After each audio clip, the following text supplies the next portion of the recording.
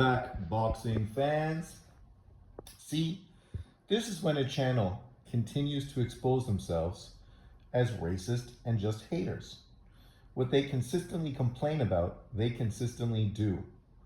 At this point, with all the fights that are happening, all the fights that are being announced, everything that's going on in the sport of boxing, what's the relevance of making a comparison between Rigo and Lomachenko and asking the question, who had the better career? We already know who he's going to say had the better career, Rigo. But yet anyone that's rational and uses their common sense realizes it's obviously Lomachenko, who's still relative and still actually winning world titles and still actually a player in the game, as opposed to Rigo, who is fighting bum-ass opponents for marginal money on fight cards nobody's watching. That's where his career is right now. I ain't hating, I'm just telling you that's where his career is now.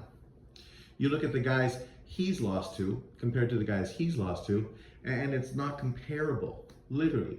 Losing to Astrolabio, who's he? The majority of people that watch boxing, that don't really follow boxing as hard as I do and you do, they don't even know who Astrolabio is, even though he's got a big fight coming up soon, right?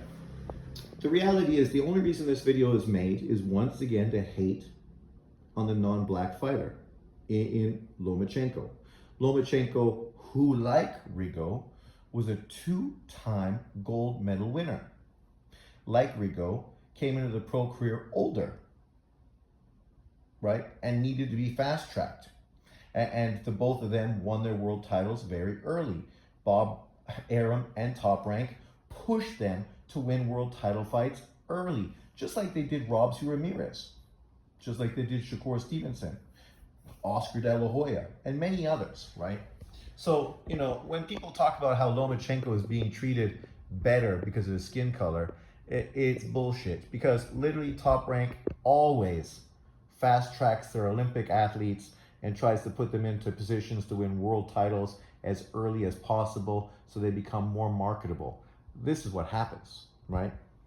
The problem with Rigo is that he didn't try to learn English, and he also didn't try to be exciting in the ring, actually having several fights that were some of the most boring fights in boxing history.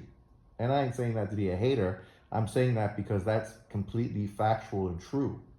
People said that they're both the same type of fighter, but they're not. Lomachenko's a front foot aggressive boxer.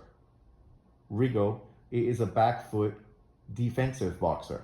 They're very different. Rigo's the guy that you would think potentially could have been more exciting, had more power than Lomachenko. In this video, he basically is trying to downplay Lomachenko's victory over Rigo, even though if we remember correctly, going into that fight, the people that were pushing for that fight were Rigo fans and Lomachenko haters. Lomachenko wasn't calling for Rigo. Literally, he was saying he's too small. There's no point making this fight. But because there was such a push by Lomachenko haters and Rigo fanboys to make the fight ended up getting done, right? And Lomachenko literally made Rigo no mas in his corner, just like Leonard did to Roberto Duran. Quite embarrassing.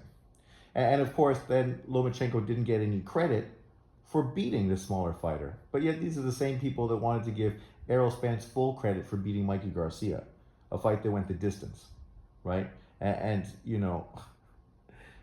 nobody was calling Mikey Garcia Rigo moving into that fight. People at one point were saying that we're comparing Rigo to Floyd Mayweather and who was better. I didn't say that, but people were. And I'm sure if you've been around long enough, you remember what I'm saying is true. It's not me just making up lies to defend somebody. This is literally what people were saying, because people say anything. The irony is, he's saying that the fight should have happened earlier, but what he won't tell you is that the fight should have happened earlier. Bob Arum literally was trying to get Lomachenko to fight a unification fight with Nicholas Walters at 126 pounds, because Nicholas Walters lost his title because he didn't make weight at 126 That's the reason why inevitably they ended up fighting at 130, right? And then of course people made excuses that they didn't pay him properly. They made him wait too long. He was out of the ring too long. I mean, the same kind of excuses people consistently make when they don't want to give somebody credit. Yet they ignore the truth behind the story. The fact that he was offered the fight far earlier, coming off of a fight. Yet he turned it down and then took the re-offer later on, when obviously at that point he'd been out for 11 months. But that was self-imposed. It wasn't like he couldn't have taken the fight after 6 months after his last fight. He could have. He decided not to take it because he wanted to hardball Bob Arum, Top Rank, to get paid more money, right? The same thing happened with Rigo. You had a guy like this, either he's too stupid and doesn't know the truth, or he just won't tell you the truth because it won't be able to justify his narrative. The truth is, Bob Arum and Lomachenko's team offered Rigo a catchweight fight at 124 pounds. Rigo was fighting at 122. Lomachenko was fighting at 126. They offered him a 124, and Rigo wanted a rehydration clause, which Lomachenko agreed to. So not only did Lomachenko agree to go down 2 pounds in weight and take a rehydration clause, right, as the champion at 126 pounds, Rigo turned that fight down because he felt he deserved more money. Once again, pricing himself out of the fight, right? It's not that Lomachenko was ducking him or Nicholas Walters or Gary Russell or anybody else. They literally offered these people fights, but these people made the decision not to take the fights. And the irony is, when this whole situation happened with Lomachenko and Rigo, the irony is that Andre Ward literally pulled Dawson down from 175 to 168. Didn't fight him at a catchweight, right? Literally brought him all the way down. And yet nobody gave Andre Ward any hate or criticism in literally draining Dawson, right? But yet people wouldn't have gave Lomachenko credit for literally taking a catchweight and a rehydration clause to make the fight, because he wanted to fight the best. That's what he wanted. He moved to 130 to fight the best, and then of course guys that were champions at that time, Tank Davis, the other guy, I can't remember his name now, what's his name, Latino fighter, he ended up ducking it, so he ended up fighting, what's his face, Sosa instead, who was the regular champion for the WBA, because the WBA super champion didn't want to take the fight with Lomachenko. And of course, Tank Davis, who I think was WBC initially, didn't want to take the fight. And I can't remember who the IBF champion was, but obviously they were offering all these guys fights. The reason Lomachenko ended up moving up to 135 is not that he didn't want to fight at 130. That was by and far his perfect weight. The way he dominated guys at 130, if he would have just stayed at 130, what a fucking career he would have had. But the problem was, you can't get the unification fights, meaning you can't try to fight for undisputed. So Bob Arum obviously told him that I have more control with belts at 135. So it makes more sense for you to move to 135 where we can guarantee you the fights, which is ultimately what did happen. And only after having a unification fight with Lopez did he end up losing the opportunity for undisputed, even though he still wasn't going to get praise for undisputed, even for unifying against Lopez, because, oh yes, he was ducking his mandatory, Devin Haney. When do you fucking duck a mandatory to fight for a unification? Never in history does that happen. But with Lomachenko, it doesn't matter what he did. People like this were going to find ways to discredit him and not give him the credit he deserved, right? This guy goes so far to say that Errol Spence, coming off of a brutal knockout loss, which people literally were asking him to retire afterwards, deserves an opportunity to fight at another weight class where he wasn't even ranked above Lomachenko, who was ranked by all four sanctioning bodies, coming off of a very competitive, undisputed loss to Devin Haney. But Lomachenko didn't deserve a fight for a world title, but Errol Spence did. Like, literally, people will say anything, right? It's ridiculous. And that's all I pointed out. I don't care if Errol Spence gets a fucking world title fight because I know PBC would ultimately like to see him rematch Bud Crawford at 154. And I have no problem with that. It makes sense for both of them, Bud Crawford and Spence. Is probably one of the biggest money fights they can get as well. So I don't have a problem with it. That's the difference. As a boxing fan, I don't mind when people take fights where you can see the obvious progression of what's happening in the division. Unlike some people who justified people literally ducking Golovkin for years and then criticizes Golovkin because he didn't fight anyone.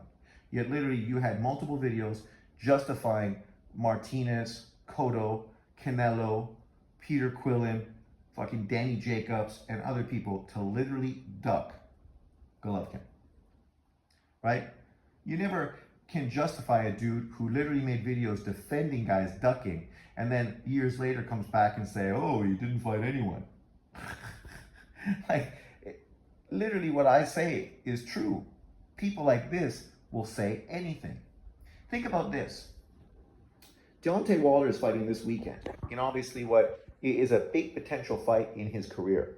And one of John's favorite boxers, Raymond Ford, is defending his world title on this undercard. And he loves Raymond Ford. Yet I'm making videos talking about this upcoming fight card this weekend and talking about the matchups.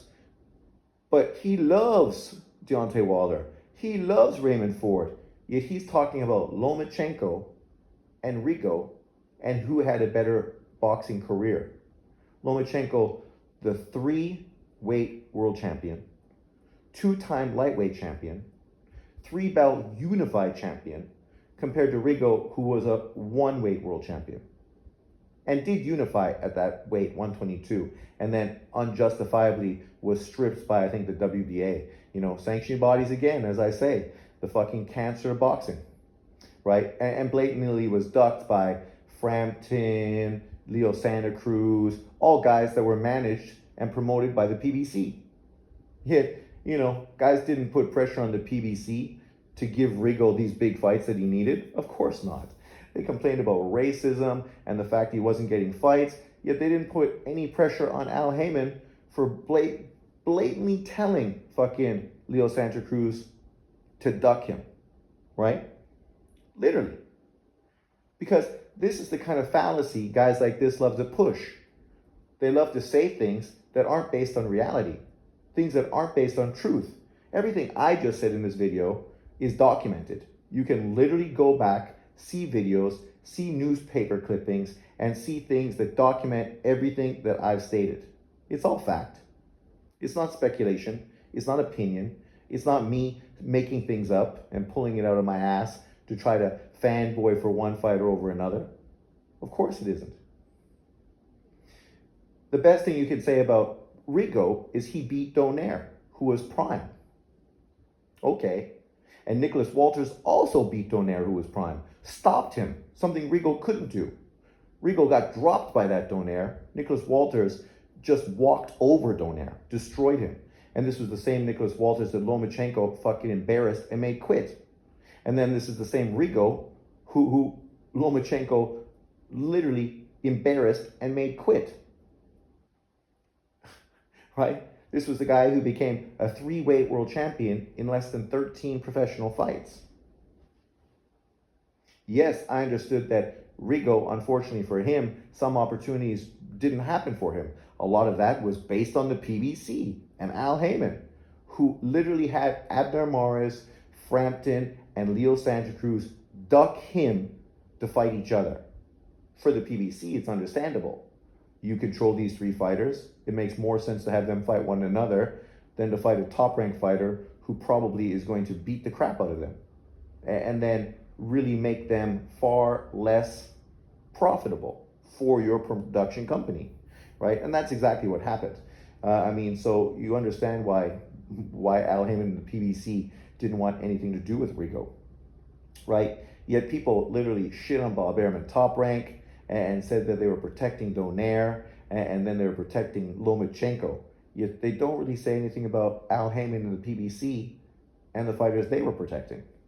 I mean, the 2 big fights that Rigo got were actually from Top Rank, Bob Arum, Donaire, and Loma. He ended up getting both of those fights, right? But, you know, you can't really talk common sense with people that are literally just trying to push hate. Because at this point, there's no need for this video unless what you're trying to do is literally shit on and downplay Vasily Lomachenko. And with this guy, we know that's exactly what he's doing. That's the only reason he made this video. He spent all that time making this thumbnail just so he could make a video shitting on Lomachenko and fanboying for Rigo. And it's ironic that these American fight fans who only support black American fighters somehow wanted so much to support Rigo, a Cuban, right? They want to support a communist Cuban, but they don't want to support a white communist, right? Because Lomachenko and Rigo are not that dissimilar. Both of them come from communist countries that were fucking connected, Cuba and Russia. Yes, the Ukraine was controlled by Russia during that whole time, and of course, so was fucking Cuba, right? So the same reason most Cubans and most Russians didn't become professional boxers is because they were part of this communist country who didn't have their athletes become professional. But, you know, maybe people are too young and they forget all this truth, but it is what it is.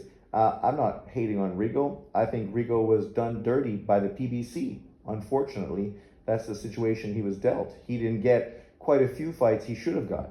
And primarily that was all by the PBC and Al Haymon. Frampton, Abner Mares, Leo Santa Cruz. All fights that easily could have happened from both 126 pounds and 122. But yet, that's not what the PBC wanted. And I get it. I understand it. Yet, you know, it's ironic that people that attack Loma, attack Bob Arum, and attack Top Rank, criticize them for being really the cause of Rigo's demise, ignore the whole PBC Al Haymon connection. But, you know, of course, this guy's going to then go on and say, I'm hating Al Haymon. No, I'm giving you fucking facts. These are the facts. The videos, the newspaper articles, the magazine articles are all out there. You can literally see that Al Haymon literally told Leo Santa Cruz to duck Rigo. That's why all those guys moved away from 122 when they were champions and moved to 126 to get away from him so they could fight one another without the pressure of being forced to fight him. But, you know, it is what it is. It'll be interesting to hear the rest of the video. As you see, I didn't listen to much of it because I know what's going to happen. I know this is just a typical video by this guy to shit on a non-black fighter. Yet then he's going to accuse me and everybody else of hating on black fighters all the time. Yet I'm still waiting for those videos to be shown where I'm hating on black fighters. Literally the last video I made where he said I was hating on black fighters and everybody else and hating on Devin Haney, I was defending Devin Haney against Tank Davis fans who literally are fucking crucifying him left, right, and center. I said that him fighting Sandor Martin is a good fight. I didn't hate on him taking on his mandatory. And I said him unifying with Cruz is a great fight. I'm not criticizing him for fighting Tank Davis leftovers. That's not me doing that. And I say if he wins that fight, a unification fight, it sets up a super fight with him and Lopez. I don't understand how this is me hating on him when literally I'm talking about what he potentially could do moving forward based on this disappointing performance he had against Ryan Garcia. And it was a disappointing performance. But dudes will say anything, literally. Because John knows the people that listen to his channel don't care what he says. He can lie. He can make statements that aren't fucking true. And these people are just going to roll with it because they are as delusional as he is. Let's go listen to this video so we can hear John hate on another non-black American fighter. Leave your comments below. Thanks for watching. Peace out. Enjoy your night. I will be doing a live after this video, so jump on in.